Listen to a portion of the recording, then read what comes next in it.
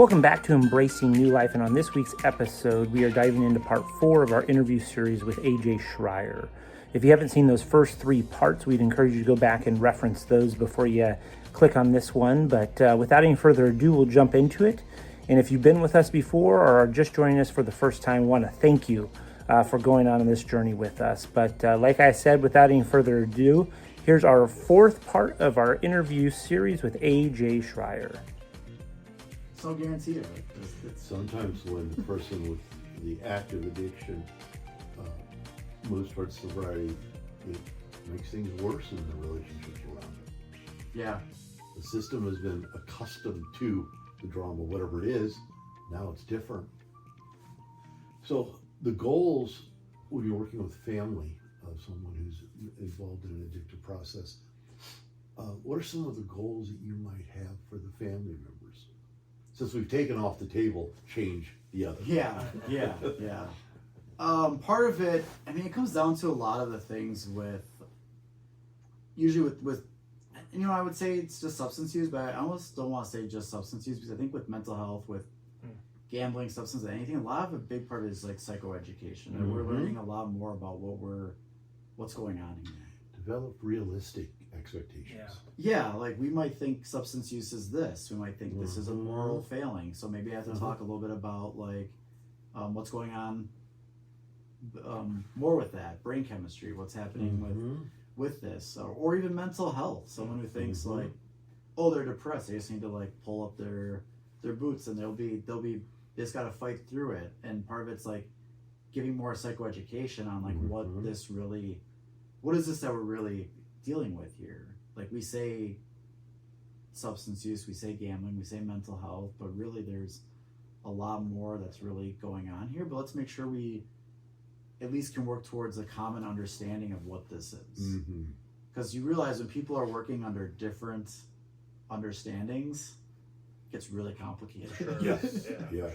If one person thinks it's this person says it's this person looks at it from this, how they see it, how they think it needs to be addressed, how we solve it, are just all different things. So part of it is getting to a spot of like understanding what this really is, what's really going on.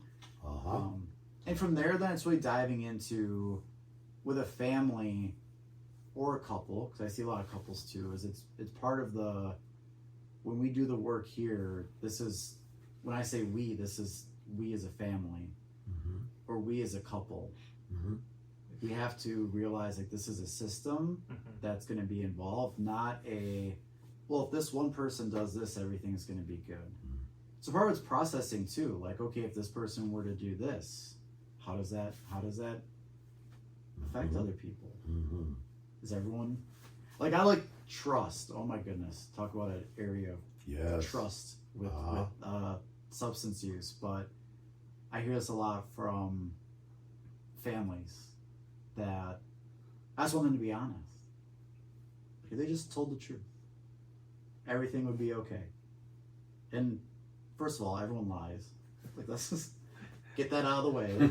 Not that it's like it happens. I mean, it's a fascinating topic to talk about, like lying. I like talking about it, but I ask families, okay, you said you just want the truth.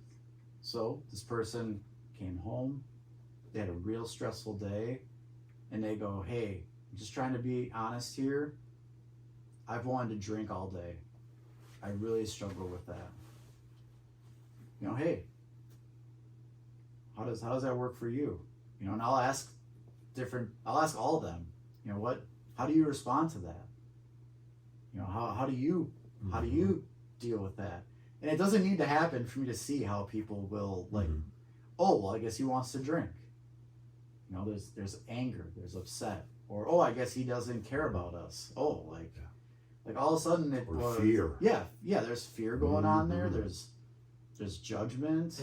There's assumptions too. Like, just because I had a thought to drink doesn't mean I necessarily like I'm really wanting it.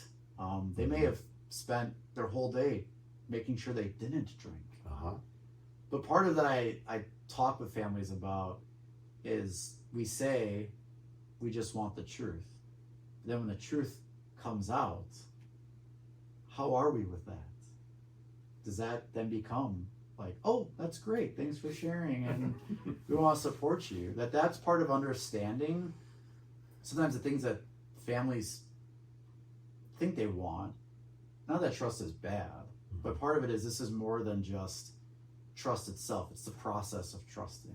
Yes. This isn't just about saying the right thing once, but this is about the process of communication, where people can say things and maybe they didn't say it the best way, but then this doesn't lead to another argument where someone's kicked out again or someone says a really harmful thing. Like, families have to be able to deal with problems in situations. Yes. It doesn't mean, once again, doesn't mean just because someone's mental health, substance use, gambling, anything else, pornography, sex addiction stuff. We didn't really dive into that, but that's another issue. Like, just because that stops doesn't mean family marriage issues, you're now just absolved from that. No.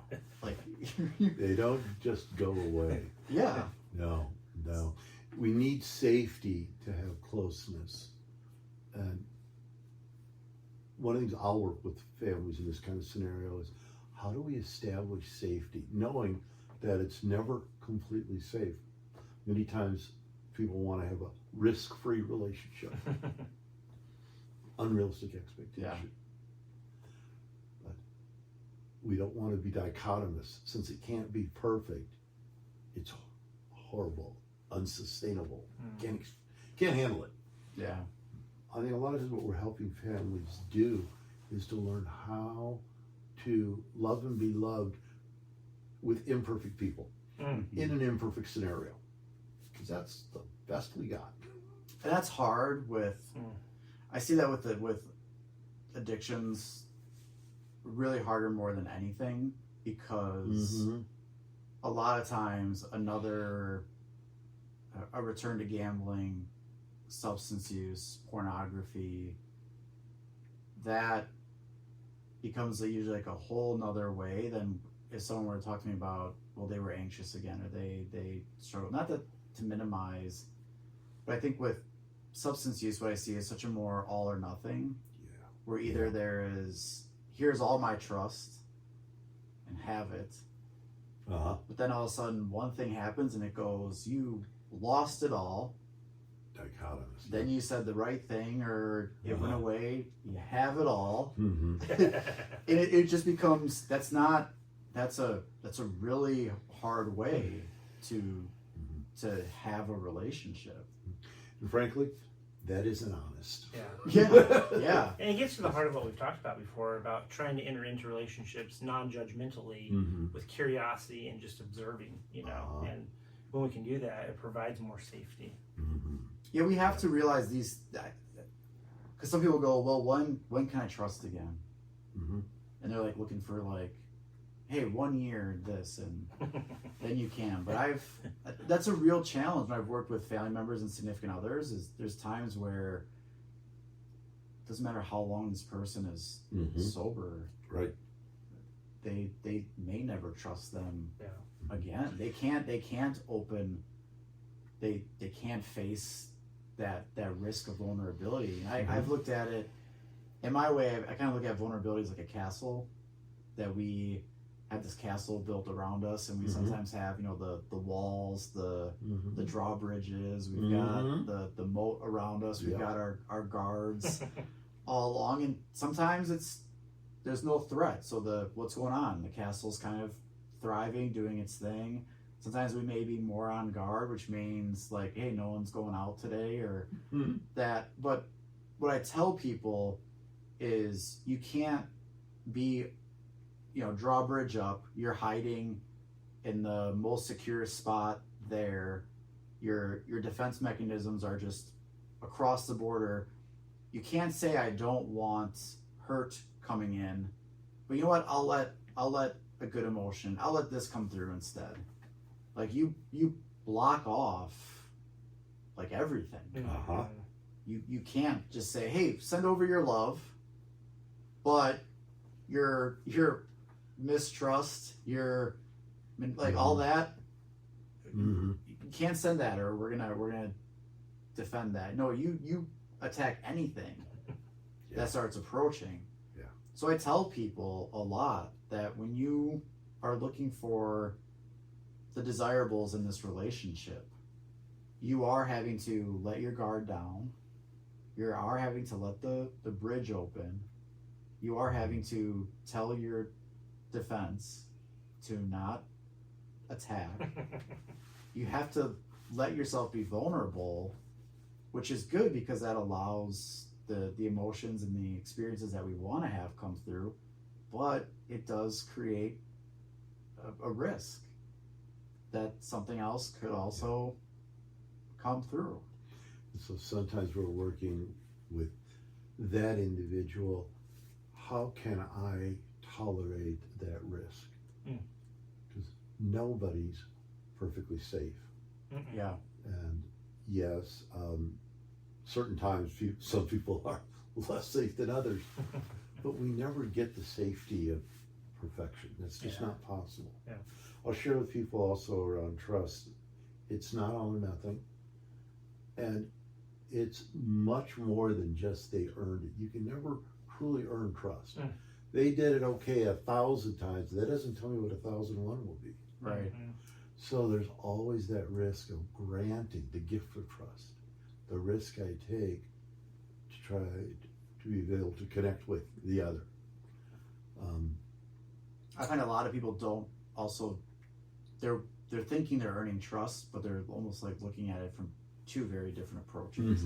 Where someone is like, hey, I've been doing this, I've been doing that, I haven't been drinking, I haven't been using substances, I've been doing this, and to them that's like, I should be earning trust, and the other person might be like, well, that's what I'm expecting you to do. Yeah, that's the baseline. Yeah, like that's where, like, when you work with, families, and you work with couples, that trust is so important. Yeah.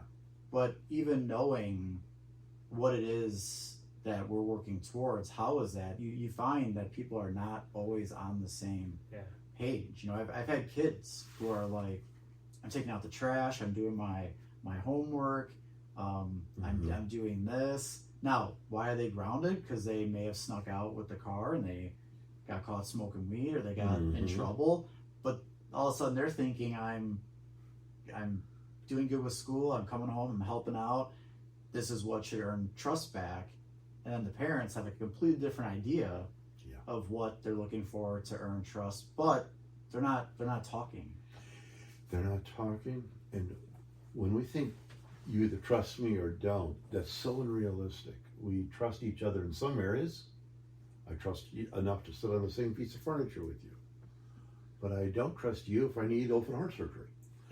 And helping people recognize trust is granted, and that it is specific in areas. It's not a universal. That I found that to be helpful for people to take the risk, because I love the castle metaphor.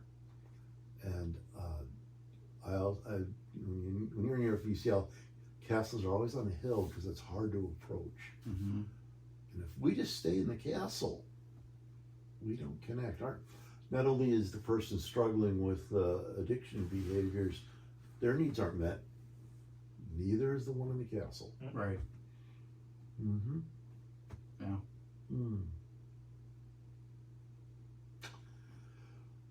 Before we wrap up, you've got a podcast with 120 some editions so far. What's the name of it again? Talking Addiction Recovery podcast. Talking Addiction Recovery. These and many related topics, I listen to it frequently. I recommend it. Check it out. It's really helpful and insightful, and just kind of sometimes pleasant to follow along in the discussion. Yeah. So, appreciate it. Talking Addiction Recovery. Check it out. And you've a book as well. Yeah, I don't talk about that as much, because I wrote the book Addiction Recovery, but it was, which is why I like the podcast more, because I've realized that, like, you just keep changing and growing as a... As soon as we write, it's got dated. And I was, and I, at the time when I wrote it, like I've always thought about rewriting it with like an updated, because I wrote it at a time, and then I transitioned to where I really started learning more about like harm reduction psychotherapy. I started learning more about some other areas that I was really not aware of throughout my whole academic professional career. But there's just a lot of things that, in looking back at how I viewed some things, how I looked at some things, are just so not how I am today, that the book, I'm grateful that I wrote it and put into it. It does speak to the change, though, that comes in this profession, that what I thought years ago to what I think now can be different, and that's okay. I think a part of me is probably struggling with a little bit to not feel like it's like hypocritical, or to not feel that, well, yeah, I did say that, but part of it is like that's just learning. Totally. Yes. Being different. I'm glad I see things differently now than I did when I was 19. I'm glad the language I use is different now than what I used before. I'm really grateful for how I do things as a counselor now than I was. Part of me wishes I could be the counselor that I am now, back with some of the individuals I used to work with, because I just think of how much better of a counseling service they would have gotten. But that was me and the best that I could at the time. Exactly. And that's what we can do at this point in time. Because I'm thinking how fortunate the people that you'll be working with 10 years from now, the AJ that they'll be able to work with. Exactly. Yeah, for sure. It's one of the greatest parts of counseling, is when you always. I got to one of the best books that was always given to me at a young age was not a young age, but in counseling, was The Gift of Therapy. And I got to see the son of the author, who now does a lot of the work. I think it's Victor is the son, I think, because I think he was the son, I believe. But part of what he talked about at his breakout session at a conference was how, when he was younger, that a lot of times we think who we are as a counselor and who we are as a person are like two entirely different people. That we kind of, they're just traveling alongside, but there's a concrete barrier. There is a huge gap in between that they kind of run parallel. But what he said was, as you do this a lot longer, you realize like those two become more in sync with one another, and that's okay. Like we don't have to be afraid of that, or think that we're being malpracticed because who I am. But for so long, me coming up into that, this is me as a counselor, and keep this completely aside, versus this is who I am as a person outside of it. But now, doing this for over 20 some years, that felt I felt seen. Yes. And that was okay to be like, who I am as a counselor is very much lining up with just who I am as a person. Yes. Still gonna do some things differently, but my compassion, my understanding, my non-judgmental. I think I realized part of what gets you through some things is like what I know about being a counselor. But it doesn't mean I'm a counselor to everyone. No. In my life. But when you're in the role of counselor, your whole person is brought in to that process. I like talking about that.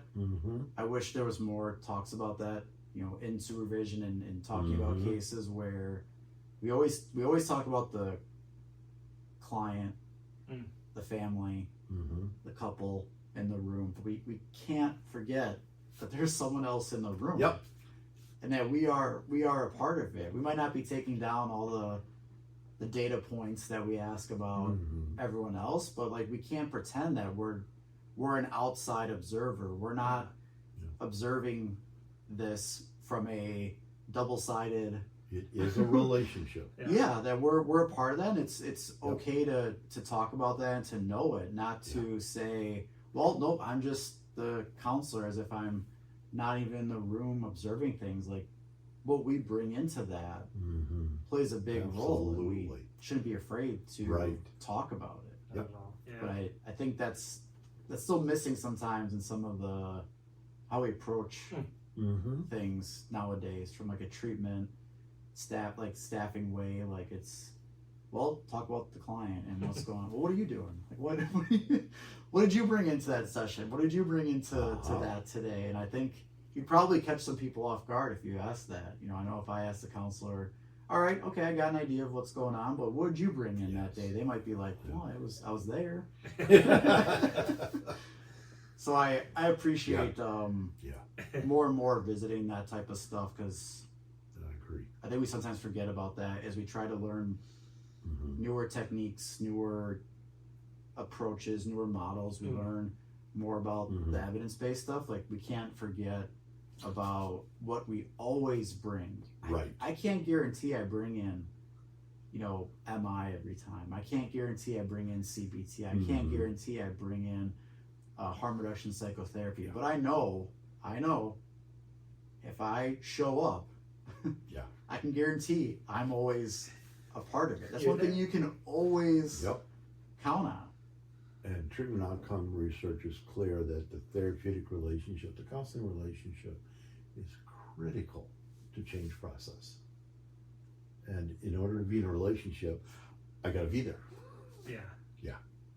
Now, I appreciate all that you're sharing right now. Yeah, this is fantastic. This is good stuff. Well, we really want to have you back. For sure. If we stay much longer, we probably have to order pizza. Thanks for sharing and giving us so much time sharing all that you have. Yeah. Just really appreciate the work that you're doing and all that you contribute to us here at the clinic as your colleagues. Yeah. Really appreciate it, AJ. Yeah, absolutely. Thanks for coming on, and thanks for being a disruptor. Yeah, I'll be back. All right. We hope you enjoyed that series of interviews with AJ Schreier. This upcoming Friday, the full video and audio format of that interview will be released in our full Friday episode. So if you want to hear it in its full entirety, be sure to tune in on Friday. Otherwise, next Monday, please join us for the first part of an interview with another one of our colleagues. Embracing New Life is a production of New Life Resources, a Christian counseling clinic in southeast Wisconsin, whose aim and goal since 1976 has been to provide high-quality professional counseling, psychological, and consulting services from within a Christian framework.